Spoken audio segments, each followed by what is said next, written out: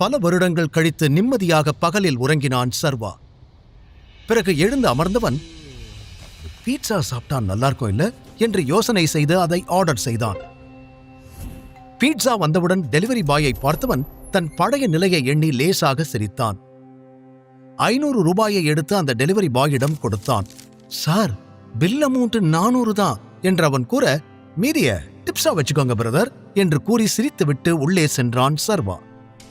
அந்த பீட்சா பாக்ஸை அலுங்காமல் குலுங்காமல் எடுத்து வந்த சர்வா வெகுநேரம் திறக்காமல் அதையே பார்த்து கொண்டிருந்தான். ஆசிரமத்தில் வளர்ந்தபோது தேவைக்கு உணவு கிடைப்பது கூட பெரிய விஷயமாக இருந்தது. ஆனால் இன்று ஆசைப்பட்டது போல சாப்பிட முடிகிறது. இனிமே நாம எப்பவுமே இப்படிதான் இருக்கணும். யாரும் நமக்காக நமக்கு பிடிச்சதை செய்ய மாட்டாங்க, நாம தான் செஞ்சுக்கணும் என்று தனக்குத்தானே சொன்னவன் திருப்தியாக அந்த பீட்சாவை உண்டு முடித்துவிட்டு ஈவினிங் ஒரு ஒயிட் ஷர்ட், பிளாக் பேண்ட் அணிந்தவன் கண்ணாடியில் ஒருமுறை தன்னை பார்த்துவிட்டு விக்ரமன் அனுப்பியிருந்த அட்ரஸுக்கு கிளம்பினான். அதிகபட்சம் நடந்து சென்றே பழகியவனுக்கு இன்று கால் டாக்ஸியில் செல்வது கூட வித்தியாசமாக தெரிந்தது. அந்த இடத்திற்கு வந்ததும் ஹோட்டல் விஸ்தாராவின் பிரம்மாண்டத்தில் ஒரு நொடி ஆடி போனான். அவசியம் இங்க போய் கரிகாலனை மீட் பண்ணியே ஆகணுமா என்று மீண்டும் அதே சந்தேகம் வந்தது. பிறகு பண்ணித்தான் ஆகணும், அப்பா ஆசைப்பட்டபடி டைகர் ஆகிடணும் என்று தனக்குத்தானே சொல்லிக் கொண்டவன் உள்ளே நுழைய பார்க்க, நில்லு, யார் நீ என்று செக்யூரிட்டி தடுத்தார். உள்ள போறேன், ஏன் கேக்குறீங்க? நீ எல்லாம் இங்க வரக்கூடாது, இங்கிருந்து போ, இது பெரிய பெரிய ஆளுக வர இடம் என்று சர்வாவின் உடையை பார்த்து எரிச்சலுடன் சொன்னார். அதில் கடுப்பான சர்வா, என்ன சொல்றீங்க, எதுக்காக என்ன உள்ள விட மாட்டீங்க என்று மீண்டும் கேட்டான்.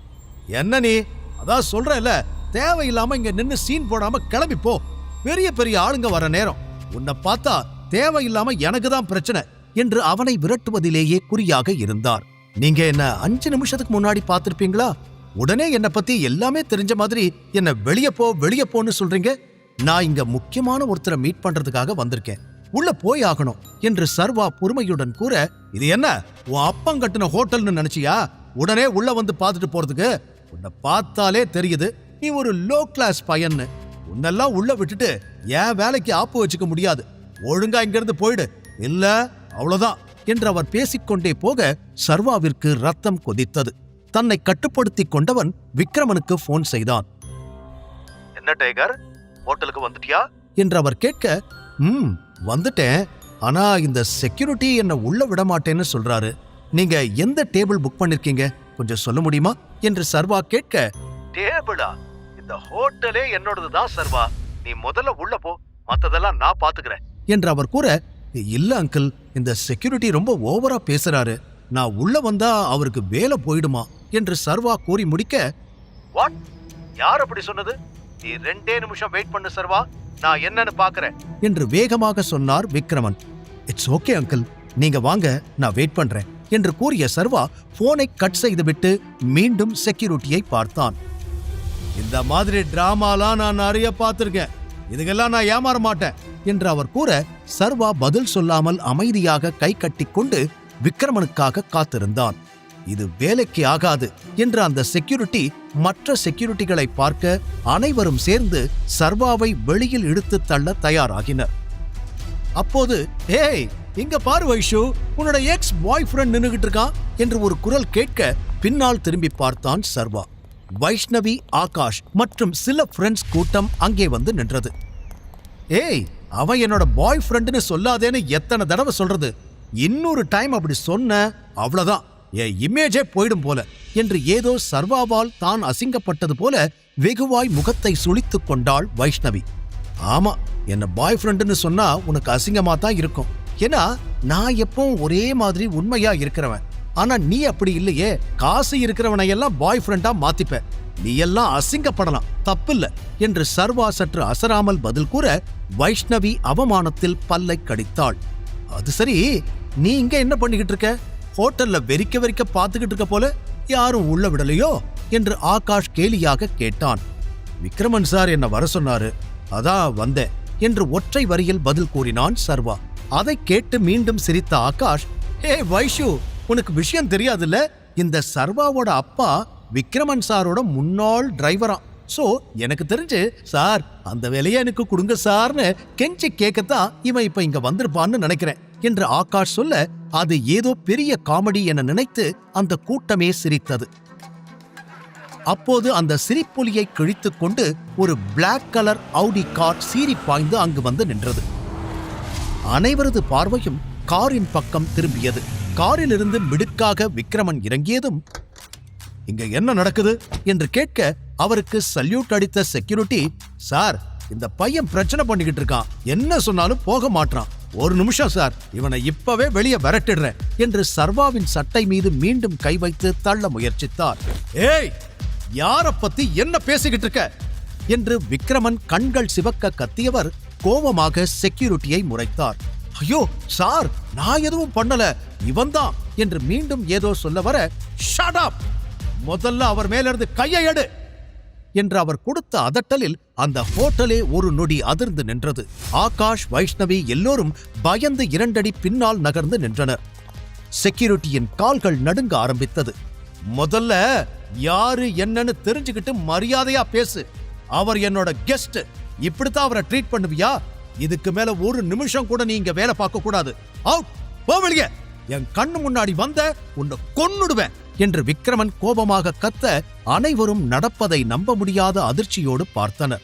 வேகமாக ஓடி வந்த மேனேஜர், சாரி சார், நான் பாத்துக்கிறேன் என்று விக்ரமனிடம் பணிவாக சொன்னவர், welcome to a hotel sir, please come என்று சர்வாவை மரியாதையுடன் இன்வைட் செய்தார். சாரி சர்வா, இவனால உன் மூட் ஸ்பாயில் ஆகியிருக்கும், அவன் பண்ண தப்புக்கு நான் மன்னிப்பு கேட்டுக்கிறேன் என்று சர்வாவிடம் விக்ரமன் கவலையுடன் சொல்ல, இட்ஸ் ஓகே அங்கிள், இதெல்லாம் நான் நிறைய பார்த்திருக்கேன், இது ஒன்றும் அவ்வளோ பெரிய விஷயம் இல்லை, பாவம், பார்த்தா புள்ளக்குட்டிக்காரர் மாதிரி தெரியுது, இந்த ஆளை வேலையிலிருந்து விரட்டிடாதீங்க, மன்னிச்சிடலாம் என்று அமைதியாக சொன்னான் சர்வா. அதை கேட்ட செக்யூரிட்டி கண்கள் கலங்கி சர்வாவை பார்த்து சல்யூட் அடித்தார். சரி வா, நாம உள்ள போலாம் என்று அவனை தட்டி கொடுத்து அவனோடு சேர்ந்து விக்ரமன் நடக்க ஆரம்பிக்க, என்னடா நடக்குதுங்க, இவனுக்கு இவ்வளோ மரியாதையா என்பது போல வைஷ்ணவி, ஆகாஷ் கூட்டம் பேய் அறைந்தது போல் நின்று கொண்டிருந்தது. சிறிது நேரத்தில் அந்த ஹோட்டலில் இருக்கும் லக்ஸூரியஸான அறைக்கு வந்து சேர்ந்தனர் இருவரும். ஏற்கனவே அங்கு காத்து கொண்டிருந்த மேனேஜர் இருவரையும் மரியாதையாக வெல்கம் செய்தார். பின், குட் ஈவினிங் சார், என்ன சாப்பிட்றீங்க, உங்களுக்கு என்ன கொண்டு வரட்டும் என்று பணிவோடு ஆர்டர் கேட்டார். நம்ம கிட்ட இருக்கிற எல்லா இம்போர்ட்டட் ட்ரிங்க்ஸையும் கொண்டு வாங்க என்று விக்ரமன் சொல்ல மேனேஜர் ஆச்சரியத்துடன் பார்த்தார். காரணம், அதில் சில சரக்கின் விலை லட்சங்களுக்கும் மேல். எஸ், இன்னைக்கு என்னோட ரொம்ப ஸ்பெஷலான கெஸ்ட் இங்க வந்திருக்காங்க, அதனால எல்லாமே கொண்டு வாங்க, எல்லாமே இங்க இருக்கணும் என்று மீண்டும் விக்ரமன் அழுத்தி கூற, ஓகே சார், 5 minutes என்று வேகமாக அந்த மேனேஜர் அங்கிருந்து சென்றார். அடுத்த சில நிமிடங்களில் பிரைவேட் லிஃப்ட் ஓபன் ஆக கழுத்தில் கிட்டத்தட்ட 20 பவுண்ட் செயின், கையில் கோல்ட் வாட்ச், சுறா டாட்டூஸ், வாயில் சுருட்டு என 50 வயதிலும் கட்டு மஸ்தாக இருக்கும் கேங்ஸ்டர் கரிகாலன் தன் பாடிகார்ட்ஸுடன் உள்ளே வந்தார். அவரை பார்த்து விக்ரமன் எழுந்து கட்டி அணைக்க சர்வா முகத்தில் எந்த சலனமும் இல்லாமல் அமர்ந்தபடியே அவரை பார்த்து கொண்டிருந்தான். இதுவரை போஸ்டர்கள், கிரைம் நியூஸ் ரீல்களில் மட்டுமே பார்த்திருந்த கரிகாலன் அதற்கு கொஞ்சமும் கம்பீரமும் குறையாமல் அவன் முன்னால் இருந்த சோஃபாவில் அமர்ந்தார். அவர் கையசைக்க பாடிகார்ட்ஸ் வெளியேறினர். அந்த பிரைவேட் ஸ்வீட் ரூமில் 3 மட்டுமே இப்போது அமர்ந்திருந்தனர். சுருட்டை இழுத்து புகையை விட்ட கரிகாலனின் கண்கள் சர்வாவை ஆழமாக பார்த்து அலசியது. சர்வாவும் இமைக்காமல் கரிகாலனையே பார்த்து கொண்டிருந்தான். பின் சுருட்டை அணைத்த கரிகாலன் விக்ரமனிடம், நீ சொன்ன அந்த ஸ்பெஷல் பர்சன் இந்த பொடியந்தானா என்று நக்கலாக கேட்க விக்ரமன் சீரியஸ் ஆனார். கரிகாலா, 18 வருஷத்துக்கு முன்னாடி ஹவுஸ் ஆஃப் டைகர்ங்கிற பேரை கேட்டாலே எல்லாரும் பயந்து நடுங்குவாங்க.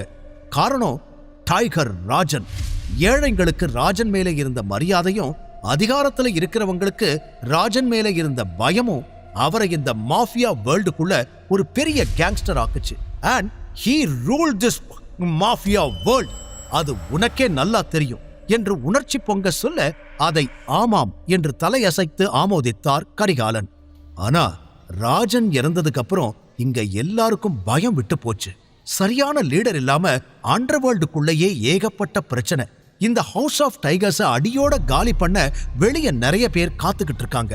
நம்மள மாதிரி உண்மையான ராஜன் விசுவாசிகள் இப்ப நிறைய பேர் இல்ல என்று விக்ரமன் சொல்ல சொல்ல சர்வா தன் அப்பாவை பற்றியும் கரிகாலனைப் பற்றியும் தெரிந்து கொண்டான். மாத்தணும் கரிகாலா, பழையபடி எல்லாத்தையும் மாத்தணும், இவன் மாத்துவான் என்றார். உடனே கரிகாலன் சந்தேகத்தோடு, இவனா? எப்படி? யார் இவன் என்று கேட்க, உனக்கு முன்னாடி உட்கார்ந்திருக்கிறது சாதாரண பொடியன் இல்ல கரிகாலா, டைகர். பேரு சர்வா. நம்ம ராஜனோட ஒரே பையன். அவன் அப்பா விட்டு போன எல்லாத்தையும் திருப்பி எடுக்கிறதுக்காக வந்திருக்கான். Yes, the tiger has come back. இவனை பத்தி நம்ம அண்டர்வேர்ல்ட்ல இருக்கிற எல்லாருக்கும் சொல்லணும். அதுக்கு முன்னாடி ஃபர்ஸ்ட் உனக்கு இன்ட்ரோடியூஸ் பண்ணி வைக்கலான்னு இங்க கூட்டிட்டு வந்தேன் என்று அறிமுகம் செய்து வைத்த நேரம் அவர் சொன்னது போல அனைத்து சரக்குகளும் வரிசையாக அங்கு அடுக்கப்பட்டது. கரிகாலன் சர்வாவை சில நொடிகள் கண்ணிமைக்காமல் பார்த்தார். பின் தன்னிலைக்கு வந்தவர் அவனை மேலும் கீழும் பார்த்துவிட்டு, இத்தனை வருஷமா ஒரு இடம் விடாம தேடியும் கிடைக்காத உங்க டைகர் இப்ப எப்படி கிடைச்சான்? இவ்வளவு நாள் எங்க இருந்தா, என்ன பண்ணிக்கிட்டு இருந்தா என்று கேட்டார். அதெல்லாம் ஒரு பெரிய கதை. ஒரு வழியா எங்க டைகர் எங்க கிட்ட வந்து சேர்ந்தாச்சு. இனிமே டைகர் தான் எல்லாமே. நம்ம அண்டர்வேர்ல்ட்ல எல்லாத்தையும் மாத்தணும். டைகருக்கு கீழே எல்லாமே இருக்கிற மாதிரி செட் பண்ணணும். அதுதான் அடுத்த வேலை என்று விக்ரமன் பேசிக்கொண்டே போக அதை கேட்டு சிரித்த கரிகாலன், ரொம்ப வேகமா முடிவெடுக்கிறீங்கன்னு நினைக்கிறேன். உங்களோட ஆர்வம் எல்லாம் எனக்கு புரியுது. ஆனா வந்தவுடனே டைகர் ஆகணும்னா எப்படி? அதுக்குன்னு சில தகுதி வேணும்ல. அது இருக்கா இவங்கிட்ட? இப்ப கூட பாரு, இவ்வளோ நேரம் நம்ம 2 பேரும் தான் பேசிக்கிட்டு இருக்கோம். இவன் வாயை திறந்து பேசாம வேடிக்கை மட்டும் பார்த்துக்கிட்டு இருக்கான். இவனை நம்பி அவ்வளோ பெரிய பொறுப்பை எப்படி கொடுக்க முடியும்? அதான் நான் வேண்டான்னு சொல்றேன் என்று நம்பிக்கை இல்லாமல் தலையாட்டிய கரிகாலன், எனக்கு இது சரியா வரும்னு தோணல என்று பட்டென கூறிவிட்டார். நோ, டைகர் கிட்ட இப்படியெல்லாம் பேசக்கூடாது கரிகாலன். பார்த்து பேசு, இல்லனா விளைவுகள் மோசமாயிருக்கும் என்று விக்ரமன் உடனே கூற, இங்க பாரு, இப்ப கூட அவனுக்காக நீதான் ரோசப்பட்டு பேசிக்கிட்டு இருக்க. அவன் எதுவும் பேசலையே. ராஜனோட பிளட்டா இருந்திருந்தா இந்நேரம் நான் பேசினதுக்கு என் பல்லு எகிரி இருக்கும் என்று மீண்டும் சர்வாவை ஆழமாக பார்த்தார் கரிகாலன். அது சர்வாவின் தன்மானத்தை சீண்டியது. அவன் கண்களில் சட்டென கோபம் தெரித்தது. ஆனாலும் தன்னை கண்ட்ரோல் செய்து கொண்டவன், இங்க பாருங்க, வெறும் பஞ்ச் டயலாக் பேசுறவன் மட்டும் ஹீரோ கிடையாது. நீங்க நிறைய சினிமா பார்த்து கெட்டு போயிருக்கீங்க. அதான் என்ன பார்த்தா உங்களால டைகர்னு நம்ப முடியல. எப்ப எதை செய்யணும், யார்கிட்ட என்ன பேசணும்னு எனக்கு தெரியும். நான் தான் டைகர். என்னுடைய இடத்தை திரும்ப எடுக்கிறதுக்காகத்தான் நான் இங்க வந்திருக்கேன். அதை எப்படி எடுக்கணும்னு எனக்கு தெரியும் என்று அழுத்தமாக கூறினான் சர்வா. அவனது தன்னம்பிக்கையும் தைரியத்தையும் கவனித்த கரிகாலன் எழுந்து நின்றார்.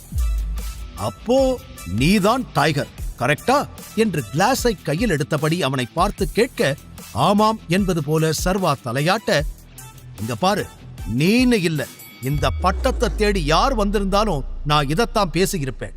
இவ்வளவு வருஷம் நீ எங்க இருந்தேன்னு தெரியல.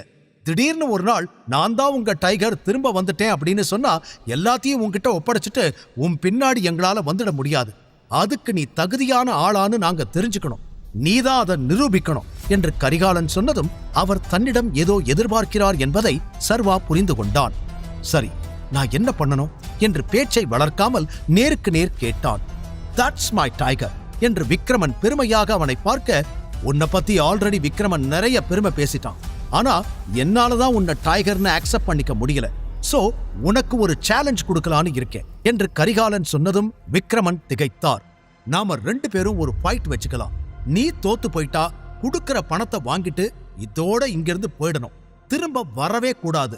ஒருவேளை ஜெயிச்சா நீ என்ன சொன்னாலும் கேட்க நான் தயார் என்று தெளிவாக கூறினார். சர்வா சில நொடிகள் யோசித்தான். விக்ரமனுக்கு இது எதுவும் சரியாக படவில்லை. சர்வாவை மட்டுமே பார்த்து கொண்டிருக்க அவனும் சிறிய புன்னகையோடு, எப்ப சண்டை போட போறோம் என்று கேட்டான்.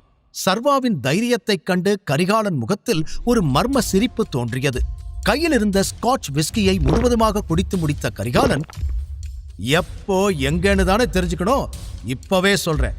ஆனா அப்புறம் பயந்து ஓடிடக்கூடாது என்றதும் சர்வாவோ கொஞ்சம் கூட அசராமல் எழுந்து நின்று நேருக்கு நேராக கரிகாலனை பார்த்து கம்பீரமாக புன்னகை செய்தான். கரிகாலனின் திட்டம் என்ன? சர்வாவால் கரிகாலனை வீழ்த்த முடியுமா? தான் ராஜனின் பையன்தான் என நிரூபிப்பானா? தொடர்ந்து கேளுங்கள். Tiger returns only on Pocket FM. Link டிஸ்கிரிப்ஷனில் கொடுக்கப்பட்டுள்ளது.